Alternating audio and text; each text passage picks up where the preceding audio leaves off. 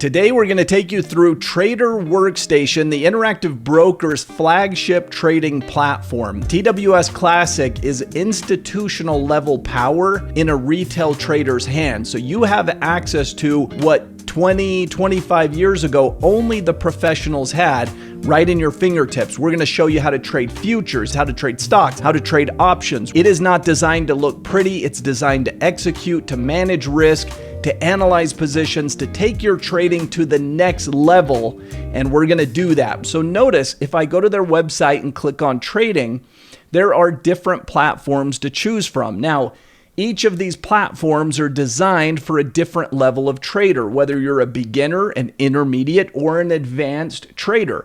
We're going to go through the most advanced platform, the original, the OG, the Trader Workstation. Now, how does this work? Well, first of all, you download it onto your desktop, and once it's on your desktop, it'll create a little icon like this. I double click on it, I open it up and log in. I put in my username and password. Of course, you're able to open an account because this is available to traders around the world. For the vast majority of people, you can open up an account and you can get access to these platforms. Now, once you've logged in, it will bring up a platform that looks something like this. This trading platform, you'll notice down on the bottom, says Classic TWS. We're going to stick with Classic for now, and I'm going to show you how you can access a variety of different markets. So first, let's say we wanted to trade a stock. If you know the stock symbol, punch it in. If you don't, you can type in the company name. Let's just try Google, even though they changed their name to Alphabet. Notice right here, it says Alphabet. There's its symbol, GOOG. How do I know which one it is? Usually big stocks that we're interested in trading trade on one of two major exchanges, the NASDAQ exchange or the New York Stock Exchange. So that's going to be the one that we want, is GOOG. I click OK, and there's the stock. It's quoted at 288.81. Market's closed, but that's where it's trading per share. Again, if I know the stock symbol, it becomes very easy. Home Depot symbol is HD. I type it in, click stock, and there's a quote for that stock. If I wanted to trade this stock, I can simply click and place orders. Notice this column here is the ask price. This column here is the bid price. Bid is where buyers are trying to buy, and ask is where sellers are trying to sell. If I want to buy, I need to buy from someone selling. So I just simply click on the ask price and it will pull up a buy order, just as you see here. If I wanted to see this as an order ticket instead of a line, I could double click on it and it will pull it up as an order ticket instead of just trading from the line itself. But notice, now I can place an order for this stock. Now I could trade anywhere from one share at $332 per share to 5 million shares. Whatever the size is, I can put in my quantity that fits for my trading account. Obviously, not all stocks are traded expensive. We happen to put in a couple of high-priced stocks. Let's say we were interested in trading Ford. Well, Ford's a low-price stock. It's at $11 per share. If I click here, I can buy. If I click here, I can place a sell order. If I wanted to get fancy with this, I could even have a buy order. And then if I right click before I transmit this order, before I send it to the market, if I right click, I can go and attach other orders to this parent order. So if I say, you know, I'm interested in buying 100 shares of Ford, but I'd also like a protective stop loss, a target, maybe both. Maybe I want bracket orders. Let's click on that. Now, I'm going to put these GTC, which stands for good till canceled. Now I'm placing a buy order for 100 shares, but I'm also putting a stop loss in place. In case I'm wrong and it's going the wrong way, it kicks me out and stops my loss. I can also put a target up above. If we were buying at 1168, maybe our stop loss is there. Maybe we're targeting a 3-point move to the upside, whatever that may be. If I transmit this first order, you'll notice how right here it says 1 1.1, 1.2. The first order is called the parent order, and the other two orders are child orders. They don't go live to the market unless the first order actually goes through, right? You have to have a parent before you can have children. This first order has to execute in order for these two to go live to the market. But this is often called one triggers other orders. If this buy order triggers, if it executes and we buy the stock, these instantaneously at that exact moment via the technology go live to the market. They're immediately in place. So now we have our protective stop, we've got our target price, we have those orders in place and they're now working. We don't have to come back and retransmit or do anything with it. They simply work in unison. If the first order triggers, the others go through and go live to the market. So if the first order executes, it triggers those other orders to be in place. We can right click, we can discard. We could come into the order ticket. Let me show you a few other features. What if I wanted to create a condition? These are called conditional or contingency orders. Now, what they are is you're creating a condition that has to be met first before this order goes through.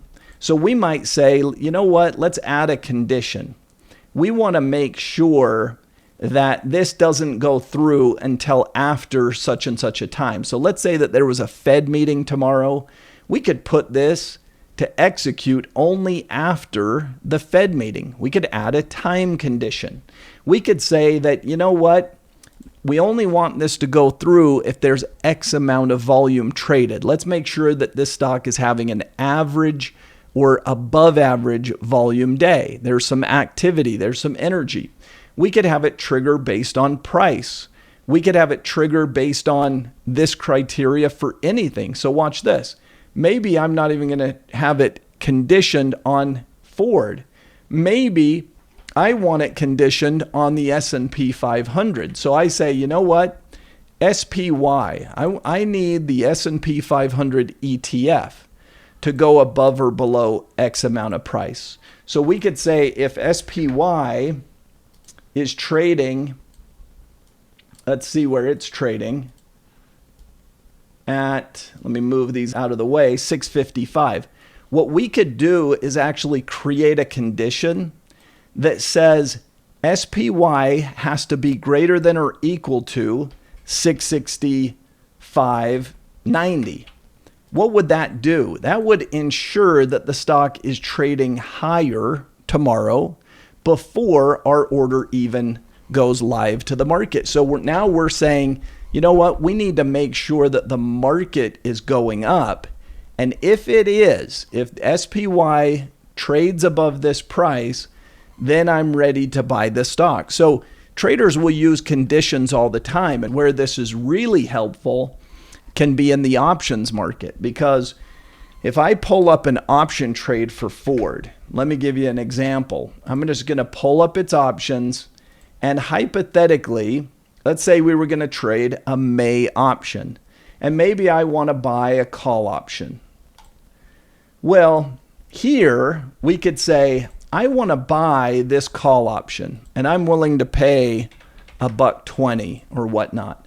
But again, we could add a condition to buying this call option. So I can double click, pull up the order ticket, hit the conditional button. By the way, if you don't see that button, hit the little arrow and you'll see it. Once you've used it once, it'll show up on the top of your tab here. Let's add a condition. We'll say the price of Ford, which Ford was trading at $11.67. We'll say that we need Ford stock to trade greater than or equal to $11.70 tomorrow. Why would we do that? Well, we would do that to make sure that Ford is moving higher.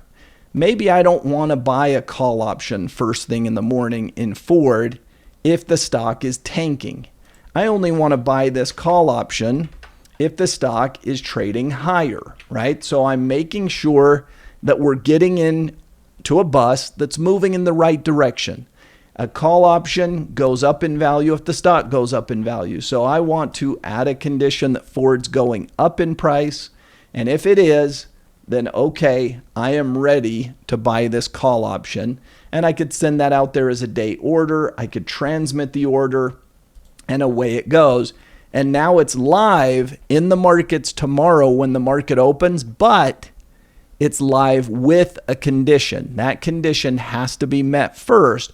Once the condition is met, then the option order goes live to the market. Pretty cool features where you can literally control. You are the trader. You are the decision maker. You can control how these orders execute and the process behind them. Let's say that you wanted to trade some futures. So if we didn't know the symbol, it's ES for the E-mini S&P futures. If you didn't know, you could look that up. But let's say that we want to trade some futures. We're going to trade, maybe we'll click June because March is coming up on expiration. Here we've got a quote for these S&P futures.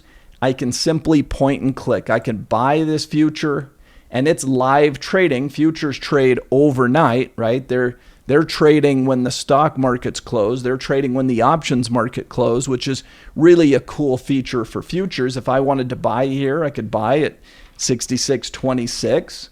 And again, I could right click and I could attach some brackets to this. I always put my brackets as good till canceled because I don't want them to cancel away and not have my protection in place. I want them in place good until I cancel them. So if I buy at 66.26 and these go live, I want them out there every day. Now I'm in control. I can come in and raise my stop loss and lock in profits. I could raise my target. I could do all sorts of things. Oftentimes when traders are using futures, they're trading short term and they're trading for capital gains. Let's say that you are trying to squeeze out a 10-point move in the S&P and you're going to stop yourself out 5 points lower or something like that. You punch in your prices. Now I've told the market that I want to buy an S&P future. I want to stop out if it's going the wrong way, down 5 points. I want to take my profits if it's going the right way, up 10 points. I have a 2-to-1 reward to risk ratio. Why? Because my reward is twice my risk. And of course, we would be using the chart. So let me click on a chart and I'll show you when you pull up the chart, it'll actually have the details of this trade on the chart. But notice here, we have the actual details of the trade right in here. And so as I zoom in, or maybe it would be better if we went to an hourly chart, just so this expands out, you can see these lines. Here's my entry order. Let me change the color. Here's my entry order. Here's my stop loss. Here's my target. If I don't like where those are located and I say, you know, that stop loss is a little too tight, let's move it down here. My risk increases, of course, but we really expect this to go back up towards this resistance. So once again, I can drag these around, and now here's my reward potential and here's my risk potential. And you can see within the chart, we're going to stop out. This is our stop loss. If it goes and breaks this level of support here, where these lows are lined up, we're entering here expecting it to move back up to resistance, back where it's struggled in the past. So notice let's highlight these areas, 3 different tests at this resistance zone. If we go back up to resistance again, that's our upside target, and so forth. Now we've got a risk to reward. You can see the numbers down here. Bigger risk, bigger reward. Let's make the math simple. I'll change this to 66.11 even. Our risk is 15 points. Buying here, stop loss here. The difference between those prices is 15 points at risk. What's our reward potential? Well, our reward potential is the difference between entry and target. Let's move that to a round number. Let's just call it 66.80. We'll move it down slightly.